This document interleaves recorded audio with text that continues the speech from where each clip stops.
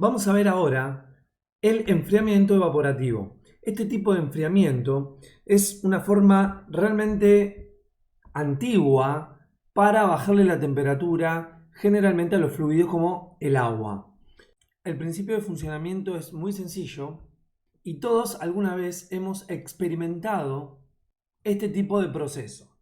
Vamos a tratar de primero explicarlo con un ejemplo. Supongamos que estamos en una región cálida y seca y deseamos refrescar la zona del patio de nuestra casa. Lo que se puede realizar es un pequeño rociado con agua en el piso y lo que va a suceder es que el agua va a comenzar a evaporarse y para evaporarse va a tomar energía de donde esté apoyada el agua. Básicamente es lo que se llama la utilización del calor latente de vaporización. Durante este proceso de evaporación, lo que va a suceder es que va a bajar la temperatura del piso y del aire circundante, además del agua que todavía esté en estado líquido. Entonces, en ese lugar lo que vamos a tener es una sensación de que ha disminuido la temperatura. Y de hecho es lo que sucede. Por lo tanto, este proceso tan sencillo se utiliza, por ejemplo, para refrigerar grandes galpones de industrias, como se ve acá en esta figura, en donde si logramos inyectar aire y hacer circular el mismo a través de alguna zona en donde se pueda humidificar, básicamente lo que va a suceder es que el aire va a bajar su temperatura. Esta técnica es utilizada desde hace milenios y sobre todo en zonas desérticas donde las condiciones son propicias para que el proceso se magnifique, como por ejemplo en el desierto. Habrán visto en varias ocasiones que la gente que vive en zonas desérticas y utiliza turbantes los mismos, se humedecen y de esa manera estamos justamente refrescando lo que es la cabeza mediante este proceso de enfriamiento evaporativo. Desde el punto de vista de procesos, generalmente lo que se hace es, en un ducto por donde circula aire, se coloca un dispositivo que es capaz de rociar con agua líquida el aire o la masa de aire o el caudal de aire que está atravesando el mismo y de esta manera realizar el enfriamiento del aire mediante el fenómeno de enfriamiento evaporativo. Otro tipo de casos que vamos a tener que resolver tiene que ver con la mezcla de dos caudales de aire. Esto generalmente suele ser necesario cuando se está refrigerando un ambiente y el retorno del aire se mezcla con aire del exterior. Como podemos visualizar aquí, tenemos una sección de mezclado, fíjense que es como si fuera un nodo, en donde convergen dos caudales y lógicamente tenemos uno solo como resultado. Acá podemos ver que tenemos un caudal de aire con cierto valor de humedad específica y entalpía, el otro caudal de aire con otros parámetros de humedad específica y entalpía, y lógicamente en la salida vamos a tener un solo caudal con unas nuevas condiciones. Esto se analiza en estado estacionario y como sistema permanente y así es como quedarían los balances requeridos para resolver este tipo de situaciones. Acá podemos ver el balance de masa de aire seco, lógicamente es la suma de los dos caudales igual al caudal de salida, ¿no? M.A sub 1 más M.A sub 2 se refiere a los caudales másicos de aire seco en la entrada de la sección de mezclado, es igual a lo único que sale por acá.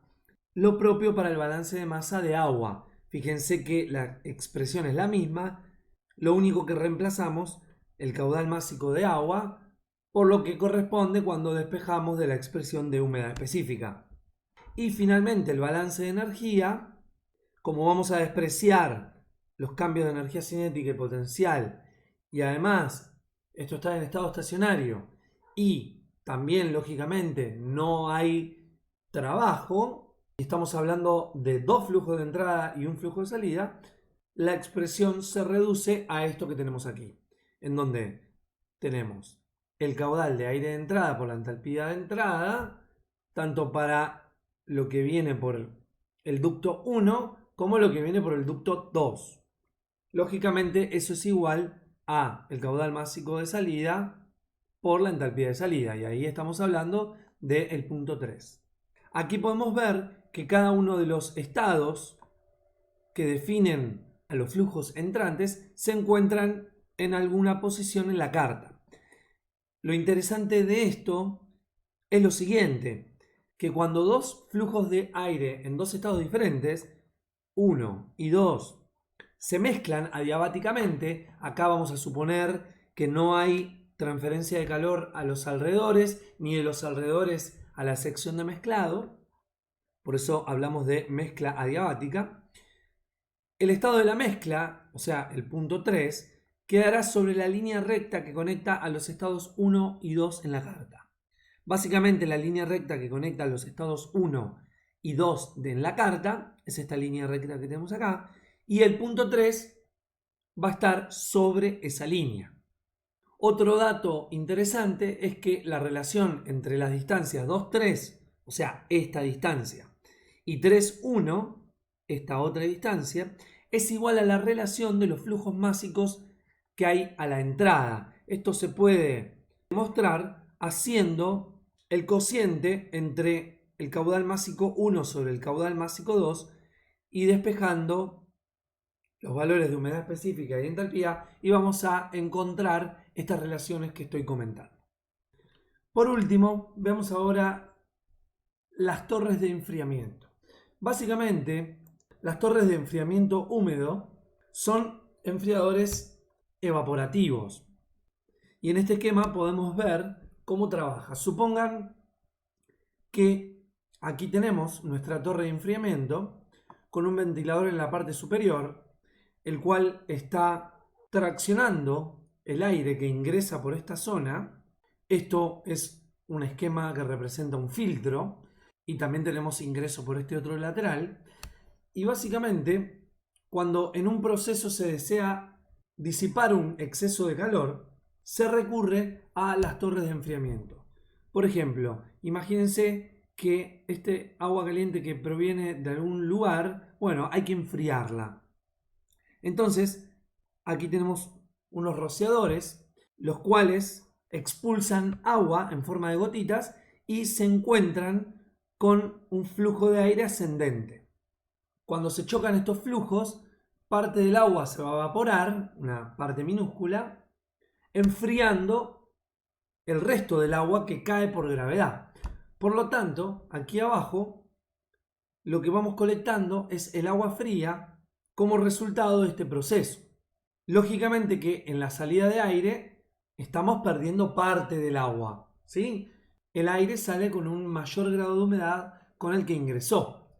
Por eso en este tipo de sistemas hay que reponer parte del flujo, como vamos a ver a continuación. Además, aquí lo importante es comprender que cuando el aire sale caliente y con mayor humedad por aquí, significa que justamente estamos extrayendo calor de este fluido. Luego, el agua fría se bombea nuevamente al proceso del cual provino. En este tipo de sistemas, como bien comentábamos, el agua de reposición juega un rol importante porque en el proceso de enfriamiento estamos perdiendo masa.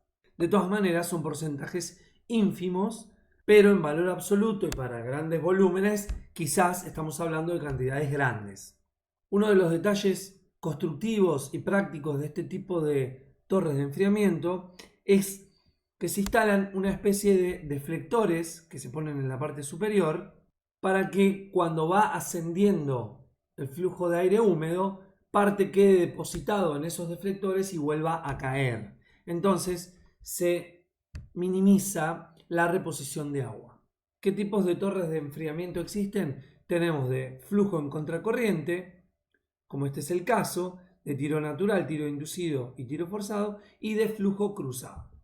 Cuando tenemos que resolver ejercicios que tengan que ver con torres de enfriamiento, vamos a tener que recurrir al balance de masa de aire seco, balance de masa de agua y balance de energía, también llamado balance de masa y energía. Cuando observamos lo que pasa con el caudal de aire, lo que vemos es que el caudal de aire seco a la entrada es igual al caudal de aire seco a la salida, por lo tanto le podemos quitar el subíndice del estado. Ahora bien, cuando observamos lo que sucede con el balance de masa de agua, podemos ver que tenemos este término que se refiere a el agua que ingresa junto con el aire de entrada.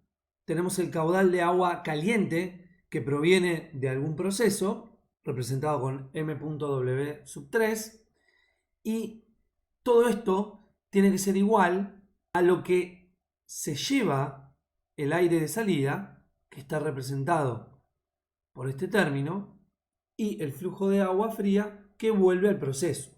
Ahora bien, aquí tenemos que hacer referencia a el caudal de reposición.